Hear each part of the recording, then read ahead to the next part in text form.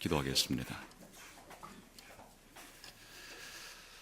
모든 영광을 가지고 계시며 모든 영광의 원천이 되셔서 우리들에게 시시때때로 영광을 주시며 또 영원토록 영화롭게 하신 하나님 감사합니다.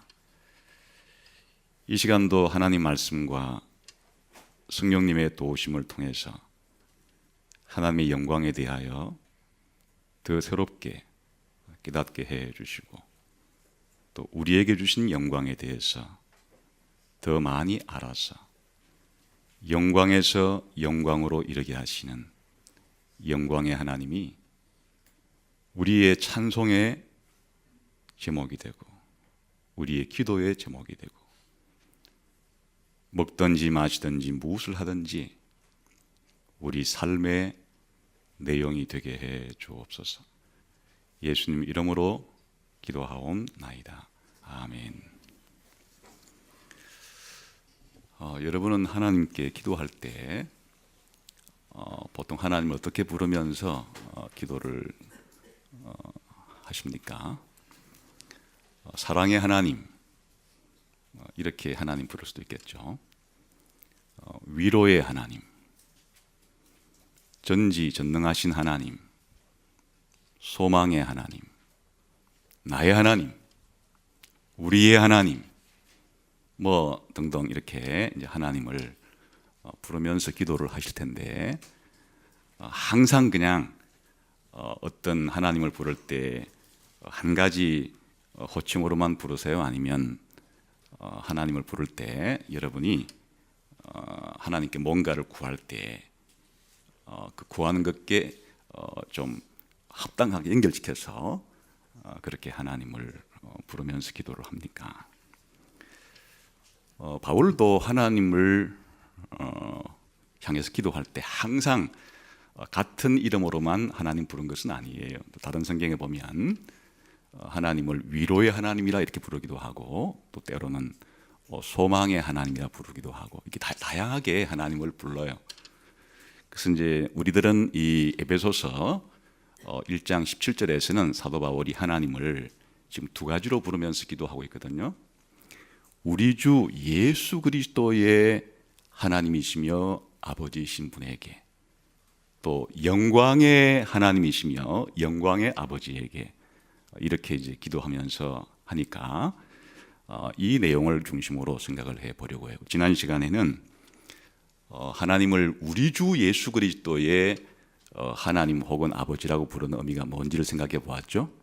그것은 예수님과 아버지 하나님은 영원 전부터 성부와 성자와의 관계를 맺고 있는 그런 분이라는 사실을 계시해 주려고 하는 거고, 또 하나님께서 자기를 알리실 때 예수님을 통해서 알리기를 원하시고, 또 우리를 구원하실 때 예수님을 통해서 우리를 구원하시는 분이기 때문에 우리가 하나님께 나갈 때 예수님을 통해서 하나님을 알아야 하고 예수님을 통해서 그렇게 우리의 구원을 이룰 수 있다는 사실을 알고 그렇게 하나님께 기도해야 된다. 그런 내용을 담기 위해서는 하나님을 부를 때 우리 주 예수 그리스도의 하나님이라 이렇게밖에 부를 수 없잖아요. 그런 내용을 담고 있었어요. 오늘은 이와 마찬가지로 중요한 하나님을 영광의 아버지라고 부르는 것은 무슨 의미를 가지고 그렇게 부르는 걸까? 영광의 아버지, 달리 말하면 영광의 하나님이라고 하나님을 부를 때는 무슨 생각으로 그렇게 하나님을 영광의 하나님, 영광의 아버지라고 부르는 것일까 하는 것을 오늘은 생각을 해보려고 합니다. 하나님을 영광의 아버지라고 이렇게 부르는 것은 한 세 가지 정도의 의미를 담고 있습니다. 첫 번째, 하나님이 영광스러우신 분이라는 말이에요. 영광의 하나님 이렇게 부르는 것은 영광스러운 하나님, 하나님이 영광스러운 분이라고 하는 것을 말하고 있고, 두 번째는 하나님이 모든 영광의 원천이 되시기 때문에 우리가 가진 이 모든 영광은 하나님이 주신 것이에요. 그래서 영광의 하나님이라는 말은 하나님이 영광을 주시는 분이시다 하는 의미를 담고 있어요. 그리고 이제 세 번째는 그 다음 이어지는 기도의 내용들이 바로 하나님이 영광스러운 분이시고 영광을 주시는 분이니까 사도 바울이 하나님 우리에게 영광을 주신 것을 깨닫게 해달라고 할 때 무슨 내용으로 하나님의 영광을 설명하고 있는가 하는 게 그 다음 기도의 내용들이에요. 그래서 오늘 이런 세 가지 내용을 중심으로 함께 말씀을 살펴보려고 합니다. 하나님을 향해서 이렇게 이제 영광의 하나님 이렇게 부르는 것은 무엇의 하나님 이런 식으로 부르는 표현은 이게 이제 이스라엘 사람들이 하나님을 부를 때 쓰는 그런 표현법들이에요. 그러니까 무엇에 이렇게 표현해서 그렇게 이제 명사로 수식하는 방법은 이스라엘 사람들의 관용적인 그런 어법이에요. 그래서 이제 구약 성경에 보게 되면 하나님을 그런 식으로 부를 때 영광의 하나님 이렇게 부르기도 하고 영광의 왕 이렇게 부르기도 하고 이렇게 불러요. 근데 이 말은 하나님을 영광의 하나님 이렇게 부르거나 영광의 왕 이렇게 부르는 것은 1차적으로 하나님이 영광스러운 하나님이시고 또 영광스러운 왕이시다 이런 영광스럽다 이렇게 표현한 대신에 영광에 이렇게 표현한 거예요. 하나님은 영광스러운 왕이시다 이런 말인데 그런 말을 영광의 왕이시여 이렇게 표현하는 것이고 하나님이 아주 영광스러운 하나님이신데 그런 표현을 할 때 영광의 하나님 이렇게 표현하는 것이에요. 그래서 시편에 보게 되면 여호와의 소리가 물 위에 있도다. 영광의 하나님이 우레소리를 내시니 여호와는 많은 물 위에 계시도다. 이렇게 이제 영광의 하나님 이런 표현이 영광스러운 하나님이 이런 뜻이란 말이죠. 또 시편 다른 시편에 보게 되면 문들아 너희 머리를 들지어다. 영원한 문들아 들릴지어다. 영광의 왕이 들어가시리로다. 영광의 왕이 누구시냐? 만군의 여호와께서 곧 영광의 왕이시로다. 이렇게 이제 하나님을 영광의 왕이라 표현하는데 역시 영광스러운 왕이시다. 누가 영광스러운 왕이시냐? 여호와 이외에 누가 영광스러운 왕이 있느냐? 영광스러운 여호와께서 들어가려고 하니까 문들을 열어라. 이렇게 표현을 하는 거예요. 단지 이제 신약 성경에 오게 되면 하나님에 대한 명칭이 이렇게 왕으로 부르는 명칭보다 아버지라고 부르는 명칭이 좀 더 일반적이어서 영광의 왕 이렇게 부르는 대신에 지금 영광의 아버지다 이렇게 부르는 것이니까 같은 의미가 되겠습니다. 다시 말하면 하나님이 어떤 분이시냐 라고 말할 때 하나님은 존재 자체가 영광스러운 분이에요. 하나님은 성품 그 자체의 모든 성품이 영광스러운 분이에요. 하나님의 지혜도 영광스럽고 하나님의 능력도 영광스럽고 하나님의 사랑도 영광스럽고 하나님의 인내도 영광스럽고 하나님은 모든 것이 영광스러운 분이에요. 하나님은 자신이 무슨 일을 하실 때 자신의 영광을 위해서 하시는 분이에요. 창조를 하시건 이 세상을 다스리시건 악인을 심판하시건 우리 성도들을 구원하시건 자신이 행하시는 모든 일들을 자신의 영광을 위해서 하시는 분이에요. 이게 성경이 하나님을 우리들에게 계시해 주시는 그런 내용들이에요. 다시 말하면 이 하나님과 영광을 연결시킬 때 하나님을 영광스러운 분이라 이렇게 하는 것은 사실은 하나님의 하나님 되심을 한마디 말로 이렇게 요약할 때 쓰는 말이에요. 하나님은 어떤 분이십니까?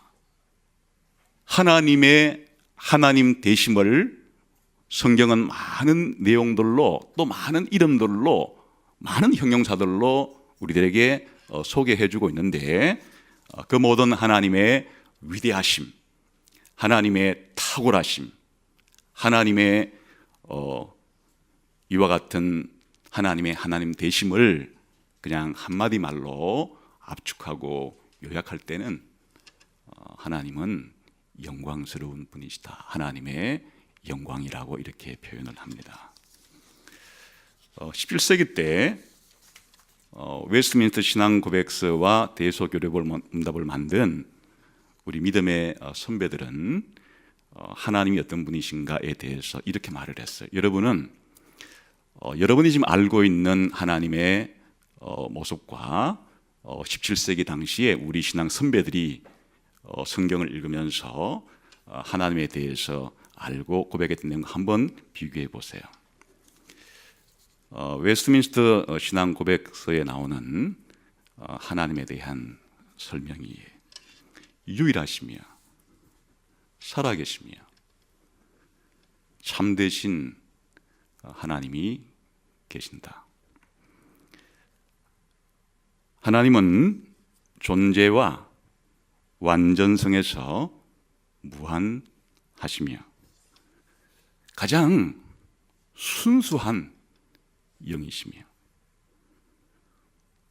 불 가시적 보이지 아니하시며 몸이나 몸의 여러 기관들을 가지지 아니하시며 피조물들이 가지는 다른 제한적인 이런 특징들도 가지지 않으시고 하나님은 불변하시며 하나님은 편재하시며 하나님은 영원하시며 하나님은 이해할 수 없으시며 하나님은 전능하시며 하나님은 가장 지혜로우시며 하나님은 가장 거룩하시며 하나님은 가장 자유로우시며 하나님은 가장 절대적이시며 하나님은 모든 일을 자신의 불변하고 가장 어려운 뜻의 계획을 따라 행하시며 하나님 자신의 영광을 위해서 행하시는 분이십니다.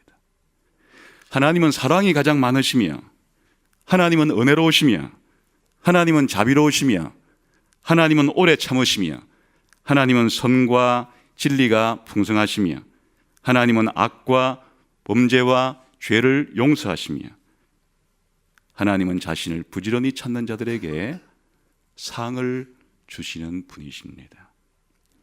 그러나 한편 하나님은 심판할 때 가장 공의롭고 가장 무서우시며 하나님은 모든 죄를 미워하시며 죄는 반드시 처벌하시는 분이십니다.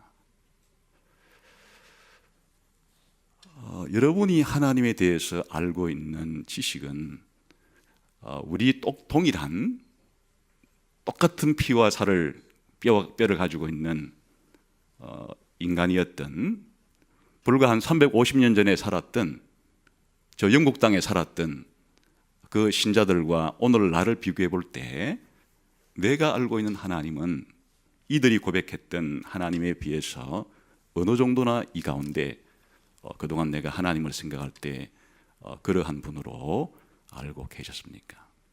여기 이것이 영광의 아버지란 말. 이런 내용을 다 포함하고 있는 것이 영광의 아버지라고 하는. 바울이 기도할 때 하나님을 영광의 하나님이라 부를 때 바울 속에도 하나님에 대한 이런 생각, 이런 인식, 이와 같은 하나님에 대한 지식이 하나님을 부를 때 영광의 하나님이라고, 영광의 아버지라고 그래 부르는 것이죠. 계속해서 웨스트민스터 신앙 고백서에서는 이렇게 또 하나님을 계속해서 신앙 고백합니다. 하나님은 모든 생명, 모든 영광, 모든 선, 모든 복을 하나님 자신 안에 가지고 계신 분이십니다. 하나님만이 자신 안에서 그리고 자신에 대해서 완전히 충분하셔서 자신이 만든 어떤 피조물도 본질적으로 필요하지 않으시고 피조물에게 어떤 영광도 사실은 추가해서 받을 필요가 없으신 분이십니다. 오히려 하나님은 하나님 자신의 영광을 피조물 안에, 피조물을 통해서, 피조물에게, 그리고 피조물 위에 나타내시는 분이십니다. 하나님만이 모든 존재의 근원이시며 하나님만이 그렇기 때문에 모든 것이 하나님에게로부터, 하나님을 통해서, 하나님을 향해서 존재합니다. 하나님은 모든 것에 대한 절대 주권을 가지고 계시고 하나님 자신이 기뻐하시는 것은 무엇이든지 모든 것을 통해서, 모든 것을 위해서, 또한 모든 것 위에 행하시는 분이십니다. 하나님 보시기에 모든 것은 열려있고 나타나 있어서 하나님의 지식은 무한하며 오류가 없으며 피조물에 의존하지 않으십니다. 그러므로 하나님에게는 우연한 것이나 불확실한 것이 하나도 없습니다. 하나님 자신의 계획하는 모든 것, 자신이 행하는 모든 것, 자신이 명령하는 모든 것에서 가장 거룩하신 분이십니다. 하나님이 천사들에게, 사람들에게, 그리고 다른 모든 피조물들에게 요구하시기를 기뻐하시는 예배, 봉사, 순종은 무엇이든지 하나님께 우리가 드리는 것이 마땅합니다. 단순히 늘 하나님은 사랑의 하나님이셔, 혹은 하나님은 공의로우신 하나님이셔, 이렇게 우리가 하나님을 안다는 것은 하나님과의 나와의 관계에 있어서 하나님은 나에게 사랑을 줄 수 있고 또 공의로 나를 심판할 수 있고 이런 측면만을 생각한다는 거지만, 영광의 아버지라는 말 속에는 이보다 더 많은 내용들이 들어있는 거예요. 그러니까 영광의 하나님이라는 말 속에는 지금 제가 간결하게 요약했던 우리 신앙 선배들이 하나님에 대해서 신앙 고백했던 이런 내용들 전부를 한 보따리로 다 담아가지고 끈을 묶어서 그렇게 하나님께 나아갈 때, 하나님께 나아가서 기도할 때 그렇게 쓰는 표현이 영광의 하나님이라는 그런 하나님을 부르는 칭호니까 그냥 그거를 이제 다르게 나누어서 때로는 그렇게 사랑의 하나님, 때로는 어디에서나 계시는 하나님, 때로는 모든 것을 아시는 하나님, 이렇게 우리가 필요에 따라서 하나님을 부를 수 있겠으나 영광의 아버지, 영광의 하나님이라는 말은 이 모든 것을 다 포괄하고 있는 그러한 하나님에 대한 인식을 바탕으로 하나님께 나아가서 하나님을 부르는 그런 이름이 영광의 하나님, 영광의 아버지다, 그런 말이에요. 그러니까 성경을 공부한다는 것은 하나님이 이렇게 자기의 영광을 계시해 주신 것을 공부하는 말과도 같은 것이고, 우리가 살아간다는 것은 이와 같은 하나님의 영광을 점점 더 많이 알아간다는 것과도 같은 것이고, 우리의 신앙이 성장한다는 것은 결국은 하나님이 얼마나 영화로우신 분인지를 더 크게, 더 넓게, 더 깊게 그렇게 알아가는 것과도 같은 것이다, 그런 말이죠. 그러니까 지금 예수님을 전혀 믿지 않는 사람들은 영광의 하나님에 대해서는 전혀 모르는 것이고, 우리가 처음 예수님을 믿기 시작할 때 뭔가 얼핏 하나님의 영광을 보았다면, 우리가 신앙생활이 1년 지나고 5년 지나고 10년이 지나는 동안에는 영광의 하나님이 얼마나 영광스러운 분이신지를 점점 더 많이 알아가게 된다. 그것이 신앙의 성숙이라고 말할 수도 있을 것입니다. 그러나 사도 바울이 이렇게 하나님을 영광의 하나님이라고 부를 때는 단순히 하나님 자신이 이렇게 영광스럽다는 것만을 표현하기 위해서 부르는 것은 아니고, 이제 사실은 이것이 기초가 되어서 하나님은 우리들에게 자신의 영광을 나누어 주시는 분이다. 하나님이 우리들에게도 영광을 주시고 하나님의 영광에 우리를 참여시키는 분이라고 하는, 그러니까 영광의 아버지는 하나님 자신만 영화로우시고 나머지 모든 피조물에게는 하나님께서 가지고 계신 영광을 전혀 나누어 주지 않는다면 그 영광의 하나님은 우리들에게 절망을 가져다 줄 수 있죠. 하나님만이 영원히 영광스럽고 모든 피조물들은 영원히 비참한 상태에 있다고 그러면 영광스러운 하나님이라고 하는 것이 우리에게 복음이 될 수는 없겠죠. 오히려 우리를 좌절시키고 절망시키는 이름이 될 것이에요.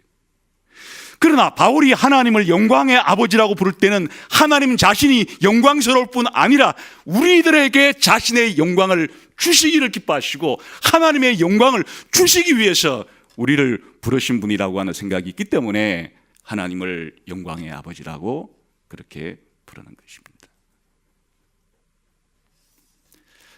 하나님은 자신이 행하는 모든 일을 자신의 영광을 위해서 하시는데, 그 말을 더 쉽게 설명하게 되면 하나님은 피조물에게도 자신의 그 영광을 비추어서 피조물 안에, 피조물 위에, 피조물을 통해서 피조물에게 자신의 영광을 주시는 분이시다고 하는 말이 포함되어 있거든요. 이건 놀라운 일이에요.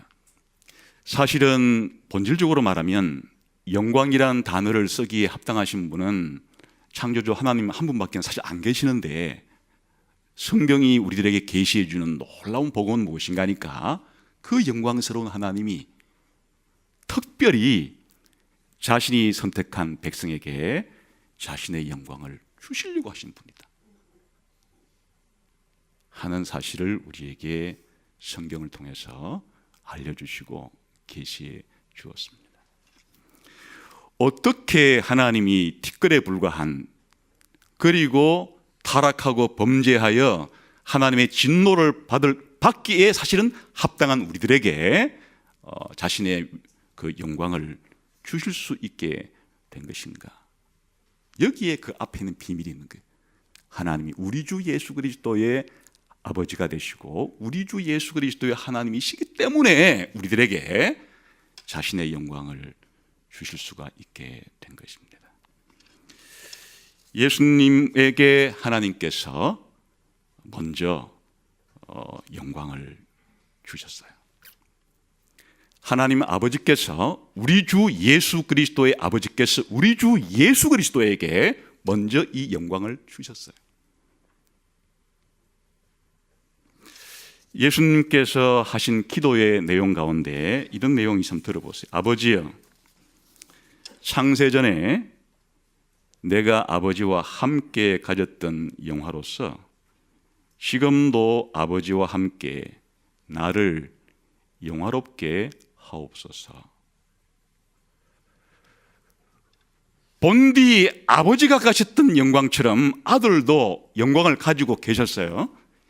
이제 예수님께서 이 땅에 오셔서 아버지에게 기도하는 것은, 하나님과 사람 사이에 중보자가 되셔서 이 땅에 오신 예수님께서 아버지께 기도하는 것은, 이제 하나님 완전한 인간이 되셔서 우리의 구원자가 되기 위해서 오신 이 예수님께서 아버지에게, 아버지, 본디 제가 영원 전부터 아버지와 함께 영광을 가지고 있었지만 이제 지금 나를 영화롭게 해주십시오. 하나님, 저에게 영광을 주십시오. 영화롭게 해주십시오. 이것은 본디 예수님이 하나님으로서 가지고 계신 그 영광은 영원 전부터 가지고 계신 것이지만, 이제 이 땅에 완전한 인간이 되셔서 오신 이 예수님, 우리를 대표해서 우리의 구원자가 되기 위해서 오신 예수님께서, 아버지여, 이제 저를 이 땅에 보내셨는데 저에게 다시 한번 영광을 주십시오. 저를 영화롭게 해 주십시오. 하나님은 예수님이 이 땅에 오셨을 때 예수님을 영화롭게 하셨어요. 그분의 탄생 때부터, 예수님의 탄생 때부터 하늘에는 영광이, 하나님의 영광이 그 아들을 통해서 이 땅에 드러날 수 있겠다고 그렇게 말씀하셨고, 예수님께서 입을 열어 한마디 한마디 하나님에 대해서 가르칠 때마다, 하늘의 진리에 대해서 가르칠 때마다 예수님의 말씀을 영화롭게 하셨어요. 예수님께서 수많은 병자들을 고치시고 귀신 들린 자에게서 귀신을 쫓아내실 때 하나님은 예수님의 행함을 통해서, 예수님의 행동을 통해서 예수님을 영화롭게 하셨어요. 심지어는 십자가에 죽으시는 일을 통해서도 하나님은 예수님을 영화롭게 하셨고, 특별히 그를 부활시키는 것을 통해서 예수님을 영광스럽게 하셨고, 더 나아가서 하나님 보좌 우편에 앉히심으로써 예수님을 영광스럽게 하셨고, 이 땅에 하늘에 있는 것이나 땅에 있는 것이나 모든 만물들이, 모든 이름들이 예수 그리스도 앞에 무릎을 꿇고 예수님을 주님이로, 예수님을 하나님으로 고백하게 하는 일을 통해서 그의 아들을 영화롭게 하셨어요. 우리 하나님 아버지께서 자신의 영광을 드러내기 위해서 행하신 가장 결정적인 것은 자기 아들에게 이 영광을 주신 것이, 하나님이 얼마나 영광스러우시고 영광을 주기를 원하시는 분이신지를 잘 드러내신 사건이 그의 아들에게 이 놀라운 영광을 주신 것이에요. 그런데 예수님을 믿는 사람은 예수님과 연합이 되기 때문에 하나님께서 자기 아들에게 주신 그 영광을, 예수를 믿고 예수님과 연합된 신자들에게도 이제는 예수님에게 주셨던 그 영광을 주시는 것이에요. 예수님의 말씀을 한번 들어보세요.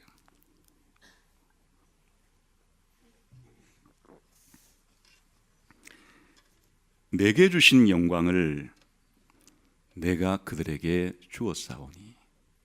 아까 예수님께서 아버지께 기도할 때, 아버지여, 창세전에 가졌던 영화롭서 이제 나를 영화롭게 해 주옵소서. 예수님은 하나님이 자기 자신만을 그렇게 영화롭게 해달라고 기도하지 않고 이어서 뭐라고 계속 기도를 하셨는가 하니까, 아버지께서 나에게 주신 영광을 이제는 내가 나를 믿는 이 제자들에게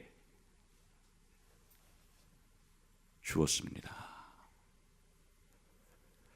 우리 신자들이 하나님께로부터 받는 모든 영광은 그냥 하나님이 우리에게 줄 수 있는 것이 아니고, 아버지께서 자기 아들을 영화롭게 하신 그 영광을 예수님을 통해서 예수 믿는 사람들에게 주시는 방식으로 그렇게 우리에게 영광을 주시는 것이에요. 그러니까 영광의 아버지와 우리 주 예수 그리스도의 아버지는 나누어질 수가 없어요. 우리 주 예수 그리스도의 아버지가 되시기 때문에 영광의 아버지가 되시는 것이고, 우리 주 예수 그리스도의 하나님이 되시니까 바로 그 하나님이 우리의 하나님이기도 할 수가 있다, 그런 말이죠. 사실 하나님이 영화로우시다는 것은 저를 그렇게 놀라게 하지는 못해요. 원래 하나님은 당연히 영광스러우셔야 하나님이 하나님이실 테니까. 그런데 하나님께서 나를, 우리 신자인, 우리 피조물인 인간을 영화롭게 하신다는 것에 대해서는 놀라지 않을 수가 없어요. 하나님이 영광스러운 분이라는 것은 이해가 되는데, 예수 믿는 우리를 하나님께서 영화롭게 하신다는 것은 그 쉽게 이해할 수 있는 부분이 아니에요. 비밀은 예수님에게 주신 그 영광을 예수님께서 예수 믿는 자신의 백성들에게 주시는 방식으로 하나님 우리에게 영광을 주신다. 이것이 복음이고 이것이 비밀이에요. 그래서 고린도후서 3장 18절에 보게 되면 아주 위대한 내용이 하나 소개가 되는데, 이제 하나님께서 예수님을 통해서 우리에게 영광을 주신다는 사실을 이런 복된 말로서 설명을 합니다. 우리가 다 수건을 벗은 얼굴로 거울을 보는 것 같이 주의 영광을 보매 그와 같은 형상으로 변화하여 영광에서 영광에 이르니 곧 주의 영으로 말미암음이라. 이 이야기인즉슨 하나님께서 영광스럽게 만드신 예수 그리스도의 영광스러움을 우리들로 하여금 주셔서 우리가 그 영광스러운 예수님의 형상처럼 변화되게 해주셔서 우리를 예수 믿는 순간에 영광에서부터 영원한 영광으로까지 그렇게 우리를 지금 영광을 주고 계신다. 영광의 아버지라는 말을 한 바울이 이렇게 다른 성경의 서신서에서는 표현한 거예요. 그 사도 바울의 머릿속에 하나님을 영광의 아버지라고 부를 때 이렇게 하나님께서 우리를 영광에서 영광으로 이르게 하시는 분이라는 내용도 바울의 마음속에 깊은 그런 감동으로 또 확신으로 그렇게 가지고 있기 때문에 아버지를 영광의 아버지라 부를 수가 있는, 하나님을 영광의 하나님이라고 부를 수가 있는 것이에요. 사실 이제 그 다음에 이어지는 기도의 내용들은 이 내용을 풀어 설명한 거예요. 영광스러운 아버지, 영광을 주시는 아버지, 우리들에게 이와 같은 영광을 주십시오. 이와 같이 주신 영광을 깨닫게 해 주십시오라고 그렇게 기도하는 것이. 그러니까 그 다음에 나오는 기도의 내용들이 앞에 영광의 아버지라고 부르는 것과 전혀 무관한 게 아니고 영광의 아버지라고 부르는 이 하나님께 대한 기도가 바로 그 다음에 나오는 모든 내용들 때문에 그래 기도하는 것이.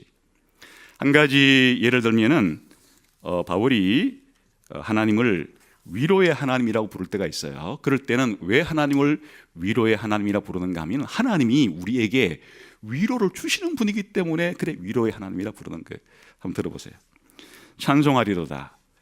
그는 우리 주 예수 그리스도의 하나님이시요 자비의 아버지시요 모든 위로의 하나님이시며, 그 왜 이렇게 하나님을 자비의 아버지시고 위로의 하나님이라고 부르는가 하는 그 이유가 그 다음에 설명되어 있어요. 우리의 모든 환난 중에서 우리를 위로하사. 그러니까 하나님을 위로의 하나님이라고 부르는 이유는 하나님이 우리 성도들의 삶 속에 모든 환난 가운데 있을 때 하나님께서 우리에게 뭘 주시는 분이라고요? 위로를 주시는 분이시니까 하나님을 위로의 하나님이라고 그렇게 부르는 거예요. 또 바울이 소망의 하나님이라고 부를 때도 마찬가지예요. 로마서 13장에 보게 되면은 소망의 하나님이 모든 기쁨과 평강을 믿음 안에서 너희에게 충만하게 하사 성령의 능력으로 소망이 넘치게 하시기를 원하노라. 하나님을 소망의 하나님이라고 부를 때 하나님 뭘 주시기를? 소망을 넘치게 주시는 분이기 때문에 성도들에게 하나님, 저 로마 교회에 있는 성도들에게 소망을 넘치게 주시는 분이시니까 넘치게 주시기를 바라는 그런 소망하는 마음을 가지고 있을 때는 하나님을 부를 때 뭐라고 부르고 있다고요? 소망의 하나님이라고. 고린도 교인들이 많은 지금 어려운 가운데, 많은 연단 가운데, 많은 시련 가운데 있는데 하나님, 저 고린도 교인들이 저렇게 많은 어려움과 많은 환난 가운데 있을 때 하나님은 저 고린도 교인 성도들에게 위로를 주시는 분이시지 않습니까? 모든 위로가 하나님께로부터 나오지 않습니까? 그럴 때 고린도 전서에서는 하나님 뭐라 불렀다고요? 위로의 하나님이라고 부르는 것처럼 지금 바울이 에베소 교인들에게 바라는 것은 하나님, 에베소 교인들에게 하나님이 얼마나 영광스러운 분이시고 하나님이 저들에게 얼마나 놀라운 영광을 주신 분이신지에 대해서 좀 하나님 알려주시기를 바랍니다. 이렇게 지금 기도를 하려고 하기 때문에 에베소 교인들을 위해서 하나님이 무슨 하나님이라고 부르고 있다고요? 영광의 하나님, 영광의 아버지라고 그렇게 기도하고 있다, 그런 말이에요.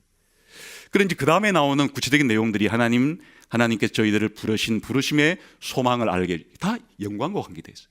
하나님은 저들을 하나님의 영광스러운 기업으로 만들으셨지 않습니까? 그것도 다 영광과 관계되어 있어요. 하나님 저들 안에서 지극히 크신 능력으로 지금 역사하고 있는 것을 알게 해 주십시오. 그 지극히 크신 능력도 바로 영광과 다 관계되어 있는 것이.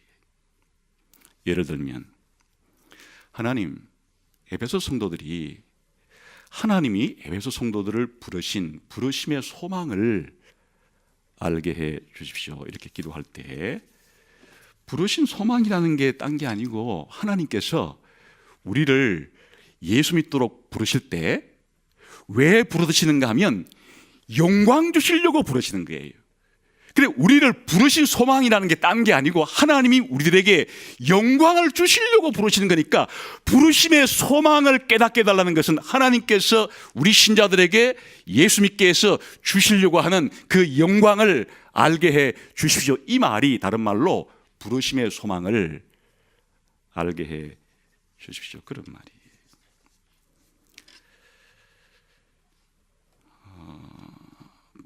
뭐라고 하는지 한번 보세요. 베드로전서 5장 10절에 보게 되면 베드로도 같은 생각을 가지고 있었는데 모든 은혜의 하나님 곧 그리스도 안에서 너희를 부르사. 왜 부르셨는가를 그다음에 말해요. 자기의 영원한 영광에 들어가게 하시니가. 그리스도 안에서 저희를 부르셨는데 왜 부르셨다고요? 자신의 영원한 영광에 들어가도록 우리를 부르신 분.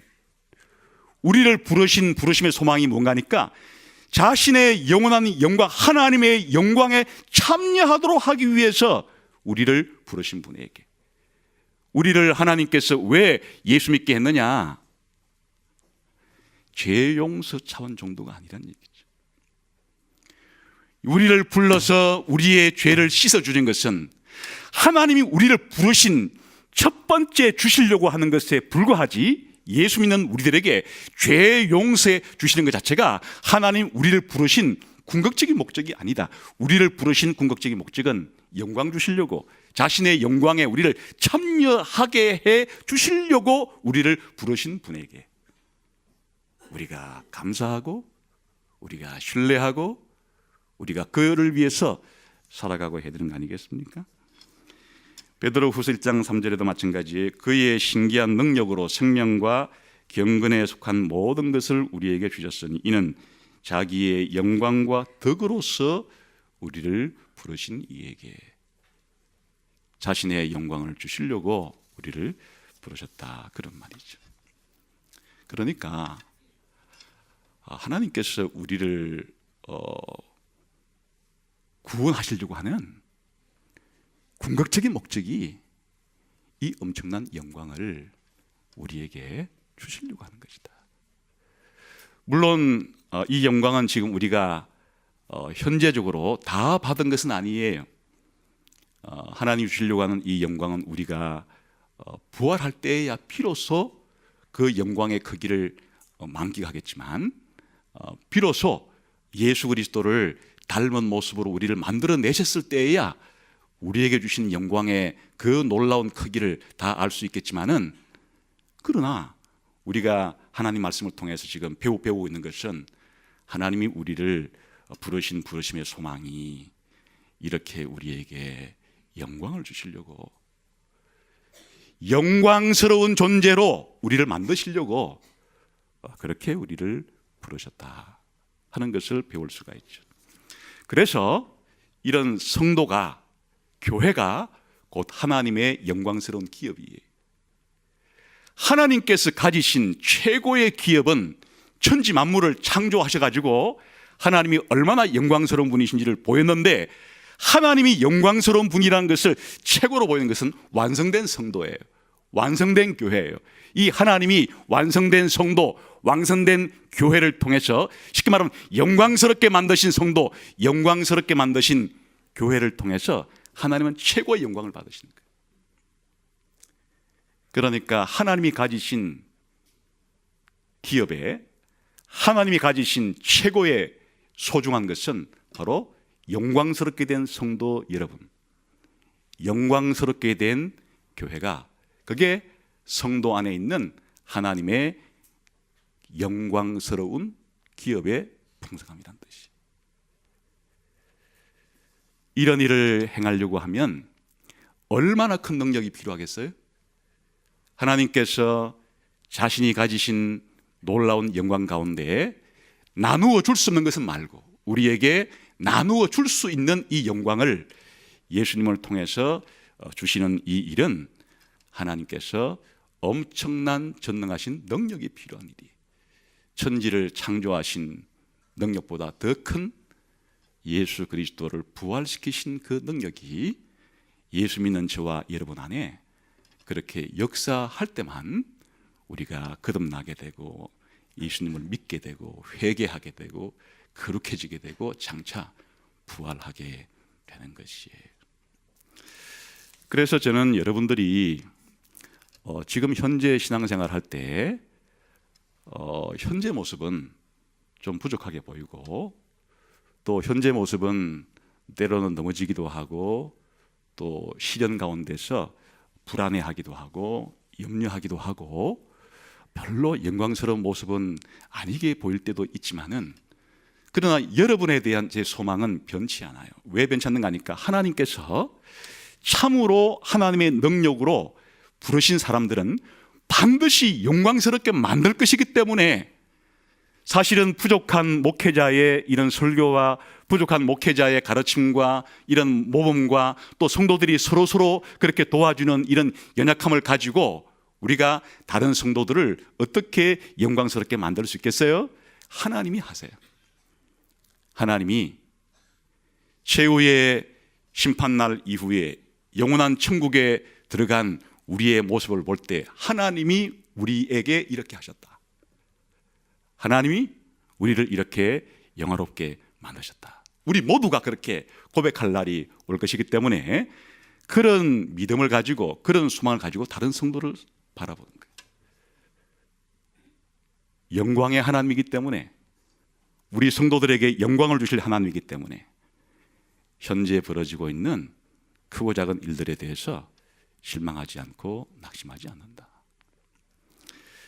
여러분들이 이제 앞으로 하나님께 기도할 때 사도 바울처럼 때로 물론 여러분들이 정말 위로가 많이 필요할 때 그렇게 위로의 하나님으로 부르면서 나아가시고, 또 정말 사랑이 많이 필요할 때 사랑의 하나님, 제가 하나님의 사랑을 더 많이 알게 해주시고 또 제가 다른 사람을 더 많이 사랑할 수 있는 힘도 제게 달라고 그렇게 기도할 수 있겠습니다. 때로는 삶이 무기력할 때, 무능력하게 우리가 죄와의 싸움에 자꾸 넘어질 때, 그때는 능력의 아버지라고, 능력의 하나님이라고, 모든 능력을 가지고 계시고 그 능력 가지고 내 안에서 역사하시며 하나님이 주신 능력을 가지고 신자로서 살아갈 수 있게 해주시는 능력을 주시는 아버지여, 제게 능력을 달라고 이렇게 기도할 수 있겠어요.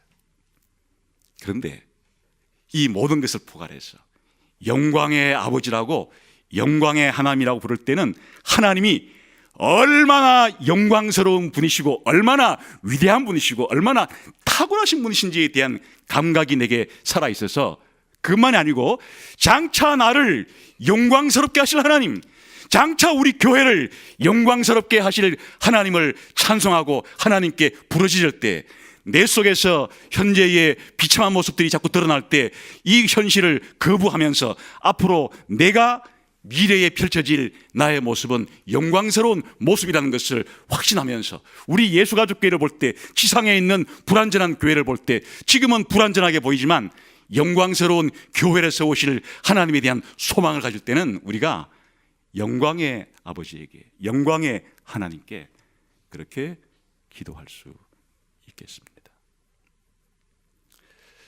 얼마나 위로가 됩니까? 그래서 복음은 영광스러운 것이에요. 그래서 복음을 영광의 복음이라 부르기도 해요. 우리가 알고 있는 복음이 이 영광의 복음에 미치지 못한다면 아직 내가 알고 있는 경험한 복음은 아주 미미한 것이, 복음은 영광스러운 복음이에요. 하나님이 영광스러우시고 하나님이 우리에게 주시려고 하는 구원이 영광스럽기 때문에 이 복음 또한 영광스러운 것이에요. 영광의 아버지라는 말 속에 하나님도 영화로우시고 하나님을 믿는 우리 신자들도 영광스러운 존재라고 하는 이 확신이 여러분이 이 땅을 하직하는 마지막 순간까지 영광의 아버지에 대한 이 확신을 가지고 여러분이 기도할 때마다, 하나님께 나아갈 때마다 영광의 아버지라고 부르면서 나갈 수 있는 여러분이 되시기를 주님의 이름으로 축원합니다. 기도하겠습니다. 이 시간 영광의 아버지께 영광스러운 아버지의 모습을 더 많이 알게 해주시고 우리에게 주신 영광, 나에게 주신 영광을 더 많이 알게 해주셔서 하나님이 영광스러운 존재일 뿐 아니라 예수 믿는 내가 영광스럽고 구원받은 교회가 영광스러움을 이 땅 가운데 늘 상기하면서 그렇게 살아갈 수 있도록 복을 주옵소서. 함께 동성으로 기도하겠습니다.